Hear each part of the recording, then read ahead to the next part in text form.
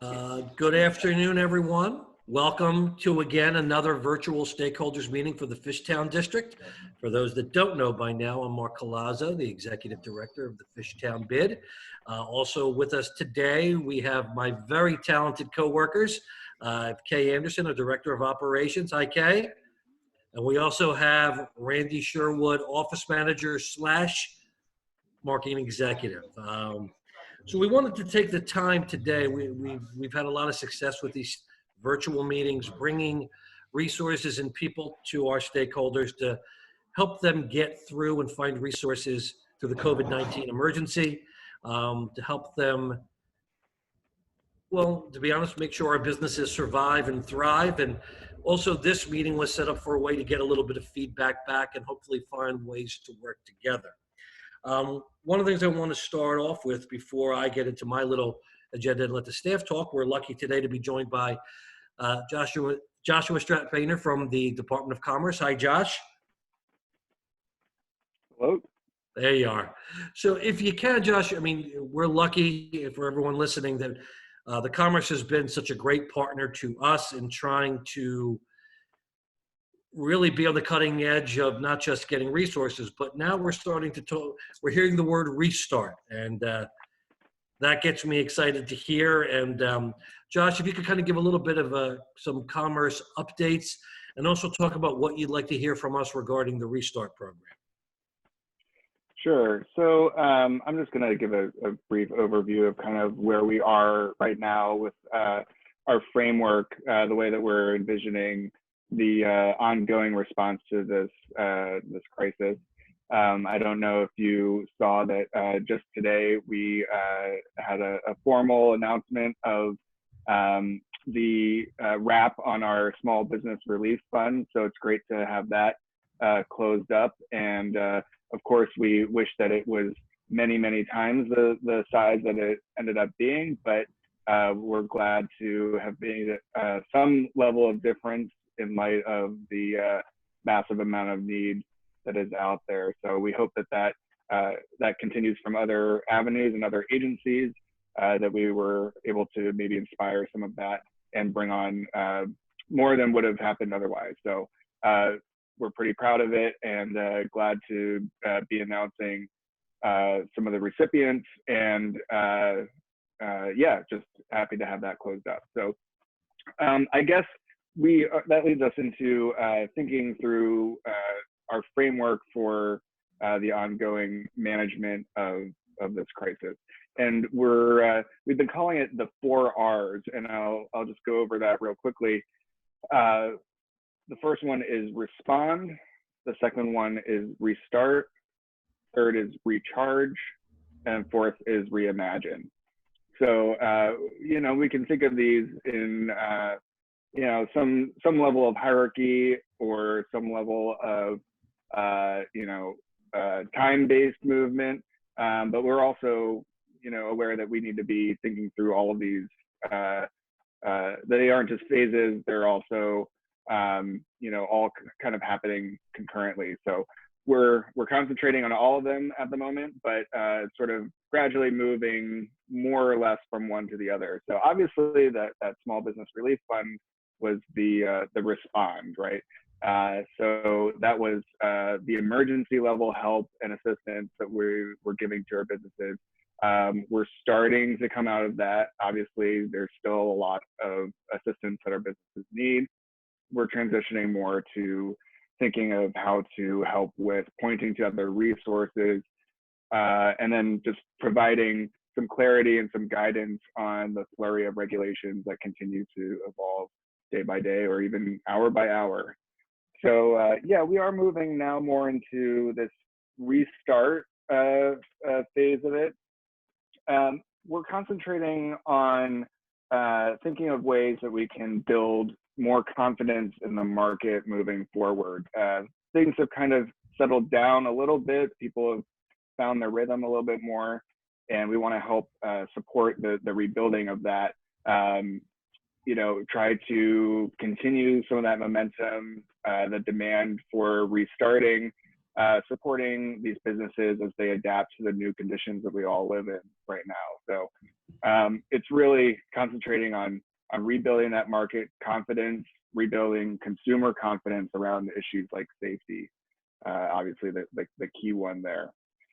And then just briefly, the recharge phase is going to be thinking about regaining that momentum that we initially lost. That's going to be positioning entrepreneurs and employers for growth. We're going to be trying to identify and develop some new opportunities to drive local business demand, build greater resilience, especially among the most vulnerable businesses. So we are continuing to think about our low and moderate income businesses, immigrant and minority-led businesses. So that's how we're thinking moving into that recharging phase.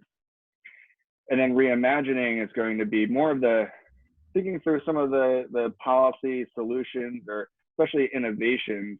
We really want to try to think boldly, see some of those opportunities that might not have been possible. Maybe they were kicked around before, but just seemed totally out of reach. There was no political willpower for it before.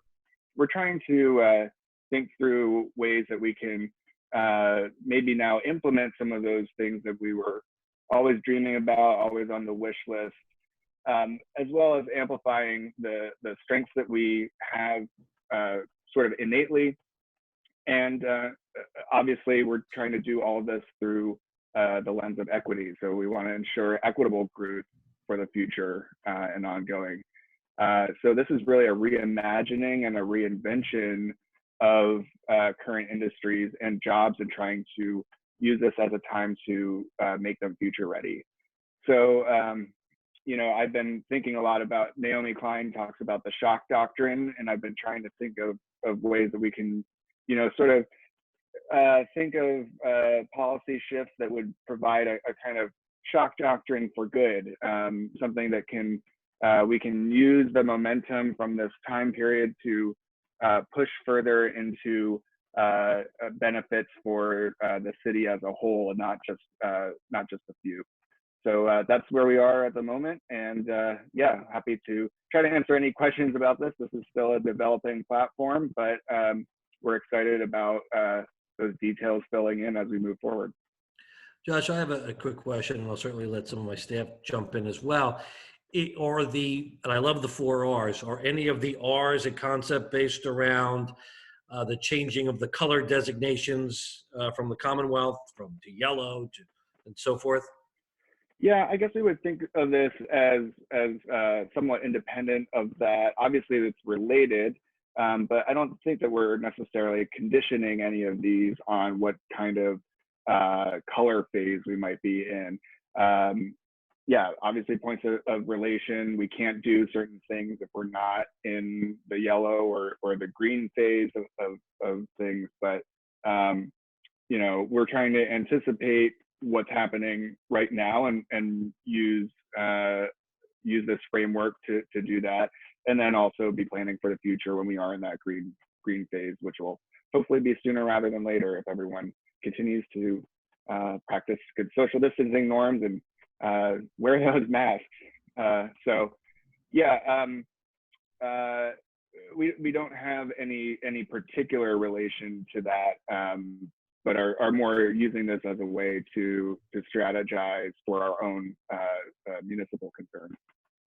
Does I know, and hopefully I'm getting the details right. In New Jersey, I know they talked about starting to do curbside pickups for retail.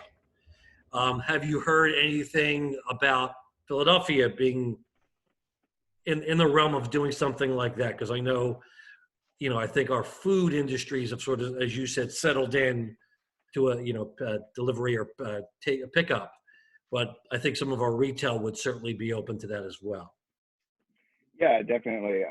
We're hearing those concerns and advocating as we can for greater nuance where appropriate. So I think that it's hard to say. We're trying to follow the governor's orders as best we can. and not conflict with those in our own guidance. And so yeah, for now, that's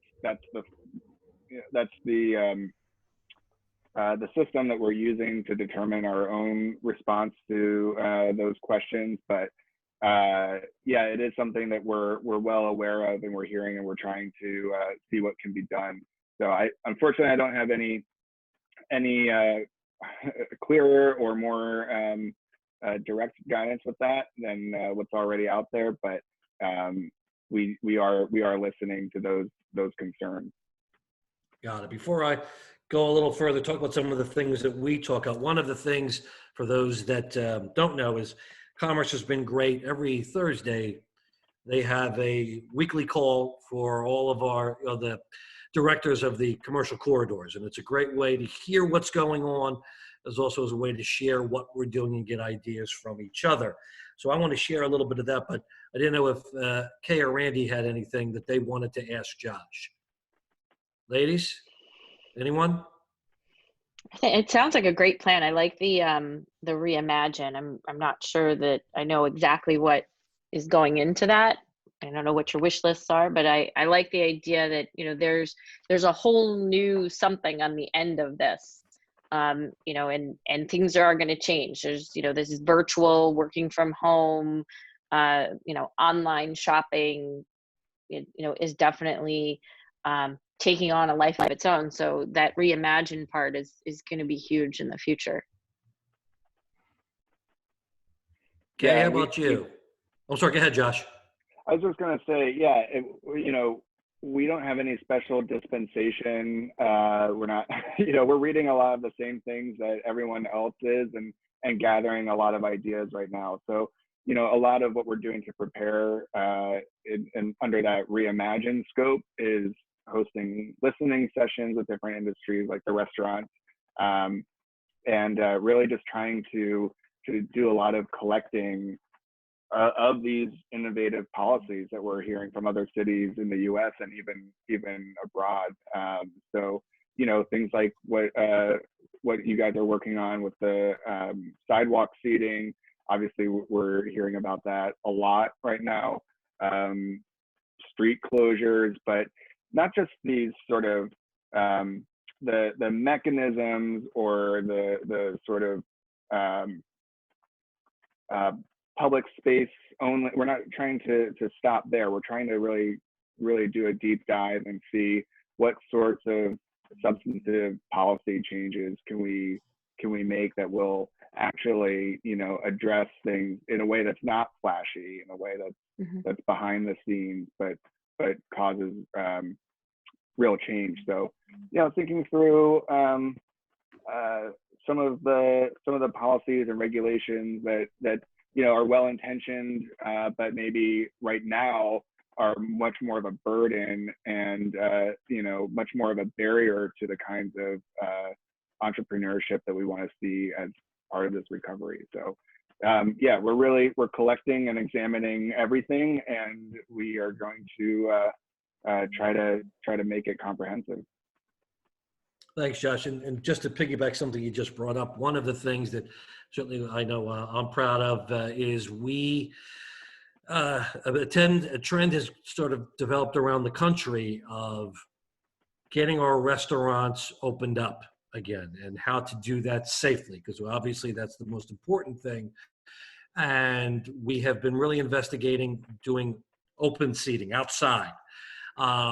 Several of us have worked on, in fact, we just sent it out today. I know we sent it out to Commerce, and we're going to be sending it out to all of our government departments and ultimately to the mayor. And just in a very small nutshell, the goal is to allow in your particular geographic area, your boundaries of your property, to allow you to put tables outside, even use your parking lane where you can have socially distanced tables and be allowed to have more dining, and this way have more customers. Because to be honest, we just don't know yet when there'll be inside seating, and even when that occurs, how much of that will be allowed. Welcome, Skip. And The good part today on our call, we were able to get on some representatives from the streets department, and they were surprisingly enthusiastic, even to the point, and I know even places like New York is doing this, Connecticut's doing it, in other places, they're actually doing selected street closures. And again, the most important thing we want to stress to everybody who's on this meeting and who will listen to it later is this is not an excuse to have a block party. This is not to get crowds together. This is to ensure that we can actually have more dining, which means more customers and more revenue. So our hope, and we've certainly seen, we've had a lot of support from Josh and his colleagues at Commerce, from the city of Philadelphia. I've spoken to my colleagues at the Liquor Control Board, who are certainly open to it. And even in the mayor's office, they're actually awaiting what we just drafted.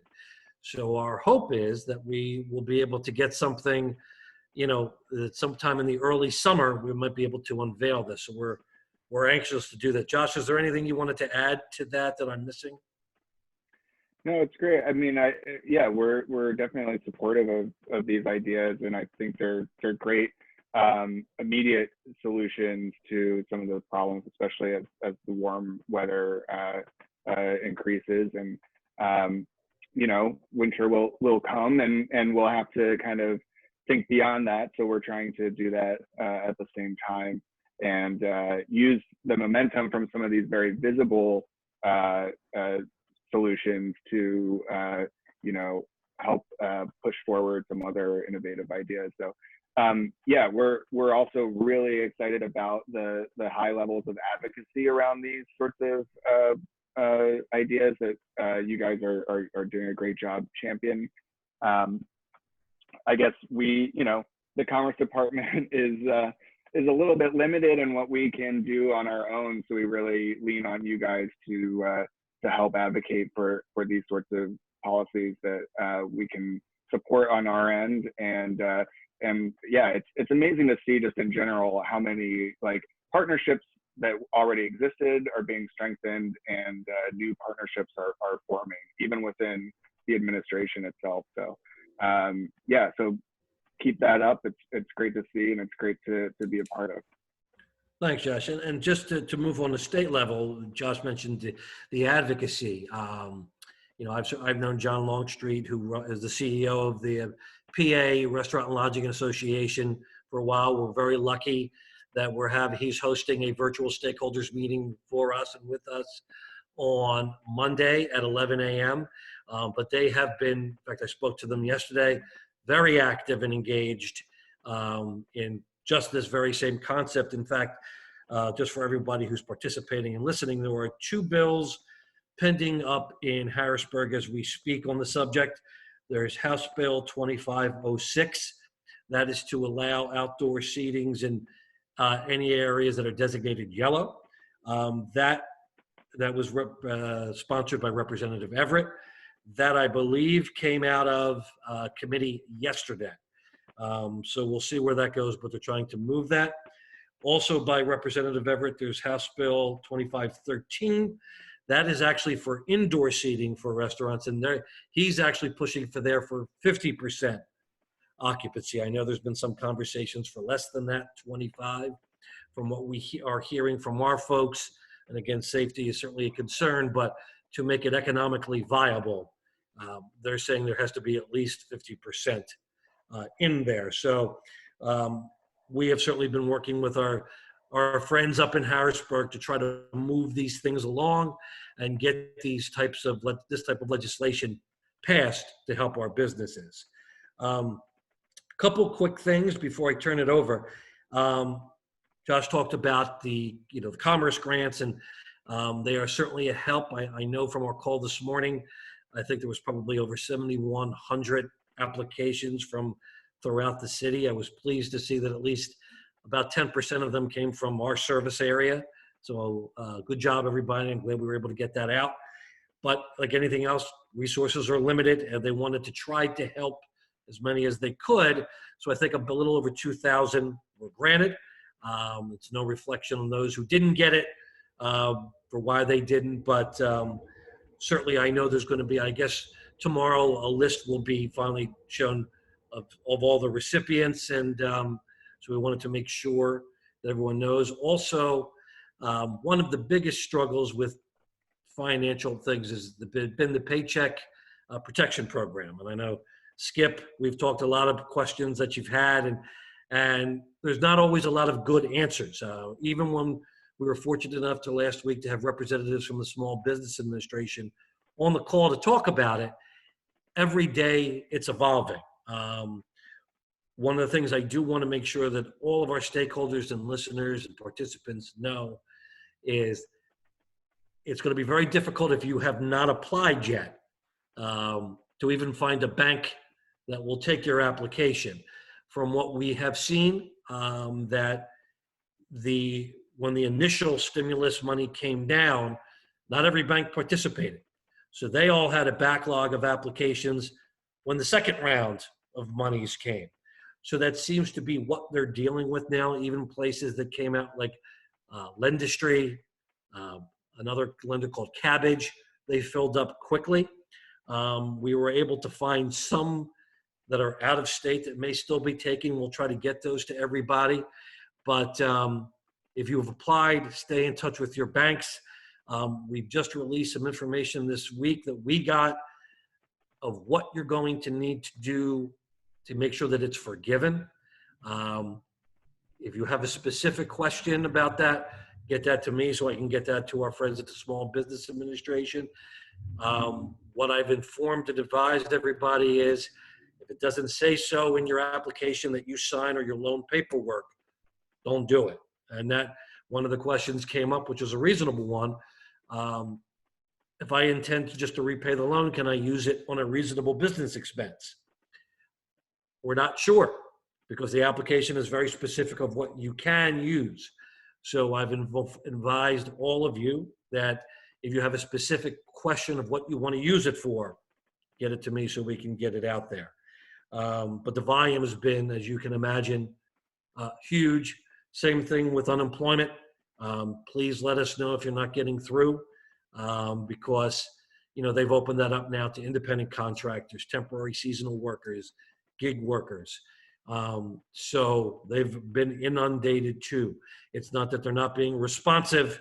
It's just they're dealing with a large amount of applications.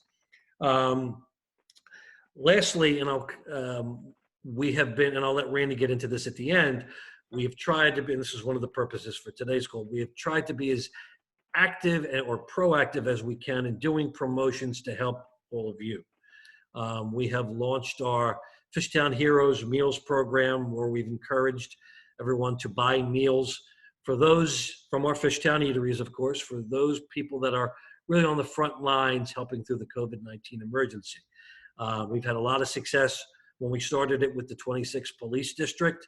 We've since expanded that to Lutheran Settlement House, and last week to Temple University Hospital's COVID-19 unit.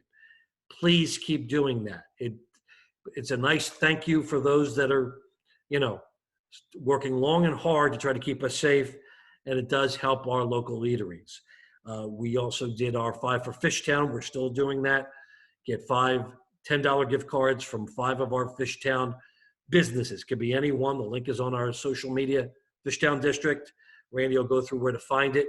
We even opened that up to do that for Mother's Day, and people get brunch for that. So one of the things at the end is we're going to talk about how else can we help all of you to promote your business, and also maybe ways we can cross promote. Before we get to that, I want to go to Kay Anderson. Kay, I want you to give an operations update on some of the things that you're working on. Thanks, Kay. I think Skip had a question real quick. Sure, go ahead. He raised his hand. Oh, go ahead. I'll be quick. Go ahead, Skip. Just to let you know, still trying about PPP, of course. Our lawyers sent us an SBA doc last night with a bunch of questions and answers to it that I'll send to you, Mark, for you to share with everybody. Great. Not everything is answered there. I will say that relative to conversations that you and I had earlier, or email conversations that I've had with other people, the language does suggest that you can use the money for less than the total amount of your payroll, and whatever you use it for ends up being forgiven. or is forgivable. What's not clear, and that is the part that is still problematic for us in particular, is conforming to the FTE requirements, full-time employees or full-time equivalents, is being able to disperse the money to less than your full-time equivalent number according to the worksheet, which in our case is impossible. It's just not, it's not possible. So and the only other thing is, and I don't know if Commerce can help with this or not, but our lender happens to be Republic with us, was encouraging us to pass along to Congress people and people up the chain in the decision-making that an extension of the 8 weeks is really required. They understand that there have been discussions about that. So I'm passing along, for it to be passed along further up the chain, that's really a large component of it, as well as this FTE requirement. Skip, was the question and answers you're going to send over, was that different than what I just sent this week? I don't know if you saw it. What I have is 28 pages worth of pages. Is that okay? Something like that? I mean, it's pretty extensive. It was pretty extensive. Gotcha. The one that I'm going to send you is highlighted by our lawyer. It doesn't change anything. It just has to do with whether or not, the way it's worded, whether or not if you're given $100 and you don't have to spend 75 of it on payroll in order for your payroll expenses to be forgiven. Got it. And you know what, for those who are listening, this is Skip Schwartzman, who is owner operator of Feaster Ice Catering. Skip, why don't you tell a little bit about what your business is, what's been going on for you, and what you've been able to do, and so forth during the emergency. Sure. We're caterers on premise and off premise. We got our PPE application in actually the night before they were first available to be submitted, which was April 3rd. Ours was into our bank on April 2nd. And then on April 3rd, there were more requirements, including the original worksheet that meant that you had to look back over 12 months. We have a large full-time staff, but when you start calculating, and there were no details about how to calculate your full-time employees. And so we use the ACA method of your number of hours over the month divided by 130. And we ended up with over 50% more full-time employees than we actually have 12 months out of the year as part of our employment workforce. Because we have so many stringers or casual labor, we have people who come in who only work events. So the average number that we had was such that we couldn't possibly maintain that number. And although there have been amendments since that allow you to contact an employee, and if they refuse PPP money, you can include their refusal as a way of lowering your FTEs. I have people I know, they don't live here anymore. They only worked for me twice. So even if they accept, even if I can get in touch with them, if they accept it, there are no guidances as to how do I pay Kay Anderson, who worked 4 times for me in those 12 months, and may not work for me for the rest of the year, or may work 7 times for me at the rest of the year. Aside from the fact that she's going to ask me how much she's entitled to get, which means I have to do all the math ahead of time. So there's no way for us to conform to the FTE requirement. We can, however, make positive use of payroll that's entirely forgivable, even if it's not the entire amount they were giving us, and then hand the rest back. Sure. And we can use it within 8 weeks, or even better, we can use it beyond 8 weeks, especially once the $600 a week payment from the federal government ends, and there's less financial reason for people to say no for coming back to work.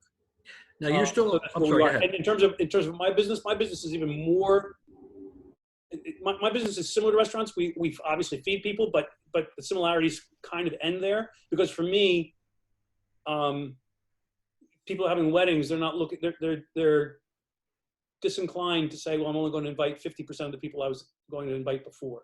If my capacity is 200 people, they're only inviting 100 gives them extra reason to think about postponing or canceling, not simply, oh, okay, I'll just invite 100 and tell Aunt Maud she can't come. So there are consequences for this. But by the same token, my guests, they're not my guests, but our guests have a different motivation to conform to certain things like the temperature check when they come in, various social distancing things when they're here, because they all want to come for the celebration. We're not exclusively wedding caterers, but we are but that's a large part of what we do. The business stuff, I think, is going to take a hit for a longer time, because even though the restrictions might be lifted, I think there's going to be residual reluctance for people to get together, even if they're allowed to. So you're, Especially, you're still operating now, right? we're In a strictly limited faction. very much, yes. We're doing delivery meals that have not yet. We stopped for a while the number of cases in Philadelphia was still increasing. We've begun again now that seems to be slowing down a little bit. Obviously, with all the internal protections that we have, we're strictly doing delivery and pickup, and it has not grown to the point where it's paying for itself. So If people wanted to do that, how would they reach you to order? they can reach us at feastwellfoods.com. Gotcha. And one of the things that Thank you. Skip was talking about with the PPP loan is the money that the forgivable part for your payroll is to keep these employees on payroll. You're paying them. And I know one of the issues has always been some of the workers are maybe getting more for unemployment, which could affect what you use for the PPP loan. So there are a lot of questions that you want to make sure you talk to us, your lender, to do. So thank you, Skip. Sure. Go ahead, Kay. Yeah, you're up. So one of the things that, so I got together with a bunch of the other event coordinators. For those who don't know, I'm the director of operations over at the Fishtown Bid. Let me start from the beginning. Director of operations over at the Fishtown Bid, and I also am a small business owner myself. I own a creative consultation and event production company, Font Productions. And we recently had a phone call with a lot of the other event producers in the city who have produced a lot of the large festival events, which obviously are not going on right now and will not be happening for the rest of the year. But we brainstormed how we can still be of service to businesses and other nonprofits at this time and help out in the virtual event realm. So we are in the process of setting up a couple of workshops. One will be hosted by myself that talks a little bit more through the technical side of live streamed events, how you can produce them, going through an actual tutorial of how to use the software, things like that. And then on the other side, the ladies from Art Star, which is a craft boutique, and works with a bunch of independent artists to help sell their wares. They recently had a virtual craft bazaar where they hosted a live streamed event and people could purchase goods from a bunch of different local artists. So they're going to be hosting a workshop to talk about that event and how you can also have your own productive virtual event to help your business out. In addition to that, the Fishtown Bid recently launched this week a new initiative, a virtual tour series. So businesses that are interested in participating in that, you can send a 2 to 3 minute video. If you go to our last newsletter, you can see the link in there, and that's where you upload the video to. And then we will be featuring different businesses on our social media platforms. And that video is a great way to talk about your products, show people the inside of your store, model, if you're a retail clothing boutique, you can model some of your garments and point people to your online presence. That way people can follow up and buy your products directly from you. If you have any questions about that, you can email myself, Kae at fishtownbid.org, or Mark, MARC, at fishtownbid.org. What would I do without her? Any questions for anything Kay went over? Skip, I'm looking forward to seeing your video that we're gonna post online. Randy, I'm gonna turn it over to you. You're on mute. Randy? There Sorry, you go. I was waiting for Skip to finish. He was trying to say something on mute, and I was just waiting for him to. What I was going to say was only that one of our photographers actually had a deal where we ended up shooting virtual tours of both of our event spaces and using great. that online. So there's no tour of my space or my lovely office, but of the public space here, yes. Yeah, get it to us. We'll make sure we use it. Yep. Thanks, Skip. So I know Mark and Kay both talked a little bit about the things that we're doing, the 5 for Fishtown, the Heroes, Meals for Heroes, and now the new Fishtown Fridays, which is the video series, the virtual series. We also are working hard to get a lot of information out on social media, both sharing partners information. If somebody posts something, we're sharing that information. We're also posting on a regular basis updates for stakeholders, whether it be about PPP, unemployment, CARES Act, something that's going on like the outdoor seating. So we're posting all the time about those types of things. So if you're not already following the Fishtown District on Facebook and Instagram, you should go ahead and do that. We are Fishtown District on both. In addition, if there's anything that you would like us to promote, anything you've got going on, especially coming up for like the Memorial Day holiday, you have barbecue food, you have, some online special for the, for the weekend, that's something that we'll share as well, on social media and on our email, which brings me to the next point. We send out a lot of email blasts. And the reason is there's constantly changing information. After the pandemic is over, we're going to have like a weekly newsletter, which is something that we had started, but there's just a lot of information. It's coming out very quickly. We want to make sure we get it to you. If we wait a week to give information to the stakeholders about the PPP or about some grant, the money could be gone. So while it seems like right now we're sending out a lot of emails, it's just because there's a lot of information out there. We want to make sure that everybody's getting that information in a timely fashion. We're also holding, different meetings like this one. We had the SBA. This coming week, we have the Restaurant and Lodging Association. So, everybody, if you don't already get our emails, you can go to fishtownbid.org and sign up for our emails.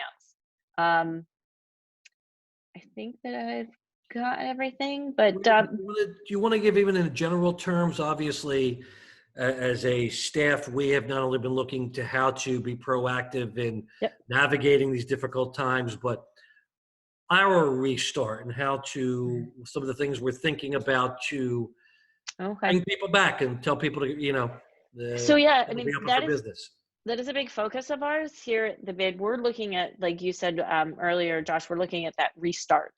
What's going to happen when we get into the yellow and into the green, and how are we going to bring people back to Fishtown and let them know who's open and what they're doing. So we're talking about doing, I won't mention like exactly, but some digital advertising with Visit Philly. We think that what's going to happen is that there's going to be a lot of people looking to get out, people in the suburbs looking to come into the city for some entertainment, people like in Maryland or New York or Connecticut who, have been cooped up in their homes, who are looking for, like, maybe it's not, maybe it's late summer, maybe it's early fall, looking to get out and do car trips, rather than big long trips or, trips to Europe or anything like that. So we're preparing for that. Starting probably as soon as we hit that, well into the yellow phase for the bid. And then the other thing we're talking about doing is some broadcast television advertising in the local market. Like I said, to bring people from all over, the Delaware Valley, back to Fishtown, so that, we can restart and regenerate, the bid and the businesses within the bid. So, and the other thing too is there's a lot of opportunities, and we haven't had the opportunity to talk to enough people. And that was one of the reasons for this virtual call, was to talk about networking, like just between the businesses. How can you help each other? How can you cross promote? There's some synergies without being competitors that we could do. I mean, one was a decent example was Sliced Pizza was giving out insomnia cookies. For the first, I think it was, 25 people a day for a week. And, they met up, virtually, and decided that this was how they were going to cross promote, so that each one of them got something out of it. So there's opportunities that are maybe being lost without communication between the businesses. So that's something else that we're looking to help facilitate. So if there's questions, or somebody is interested in saying, like, hey, I need an idea, or I have an idea, we can help facilitate that, and, connect you with other businesses, in the Fishtown, Kensington area. Thank you, Rand. Well done. Are there any other questions before we conclude? Certainly, we're appreciative. Josh, thank you for all the information from Commerce. Always good to see Skip, and it's, certainly good to see that we're starting to see some things change. And it's certainly been a difficult, uncharted road for all of us, but I'm proud of the way we've all handled it and gotten through it. And we look forward to, thriving again. Again, just to reiterate, any questions, please reach out to us at the Fishtown District, fishtownbid.org. Sign up for our newsletter. Certainly you're going to get a lot of information. And also you can email me, Mark, M-A-R-C, at fishtownbid.org. With that, I want to thank everybody. If there's no other questions, I want to thank everybody and remind everybody again, on Monday at 11 a.m., we have John Longstreet, President and CEO of the Pennsylvania Restaurant and Lodging Association. I think it's going to be very helpful as we talk about how we're going to be opening up our restaurant industry again. So we hope you can join us. With that, thank you very much, and have a great day and enjoy the sunshine.